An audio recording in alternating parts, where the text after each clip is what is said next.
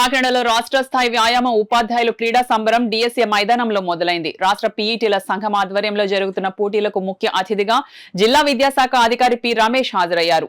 డిఎస్డీఓ శ్రీనివాస్ కుమార్, రాష్ట్ర వ్యాయామ ఉపాధ్యాయుల సంఘ అధ్యక్షులు లంకా జార్జ్, జిల్లా వ్యాయామ ఉపాధ్యాయుల సంఘ అధ్యక్ష కార్యదర్శులు వి రవిరాజు, కె నూకరాజుతో కలిసి క్రీడా జ్యోతి వెలిగించి పోటీలు ప్రారంభించారు. ఈ పోటీల్లో వ్యాయామ ఉపాధ్యాయులు ఉత్సాహంగా ఈ పోటీల్లో పాల్గొన్నారు.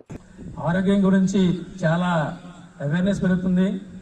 కానీ ఏ తల్లిదండ్రులు కూడా చిన్న చిన్న పిల్లల్ని స్కూల్లో చదివే పిల్లల్ని ఆడించడానికి అంత ధైర్యం చేయట్లేదు, అంత తొందరగా పంపించట్లేదు.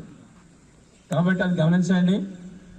పిల్లలు బాల్య వయసులో మరి ఆడుతూ పాడుతూ వారి యొక్క శారీరక శ్రమం చేసి చక్కగా మరి వాళ్ళ యొక్క మైండ్ కూడా గ్రోత్ అవుతుంది. కాబట్టి ఎక్కువ స్కూల్ స్థాయిలోనే పిల్లలు చక్కగా ఆటలాడే స్థాయికి మనం తీసుకురావాలంటే మరి మీ యొక్క ఎడ్యుకేట్ చేయాల్సిన బాధ్యత మీ పైన ఉంది, ప్రతి ఒక్క ఉపాధ్యాయుడి పైన. కాబట్టి పిల్లలకి మరి బాగా యాక్టివేట్ చేయండి.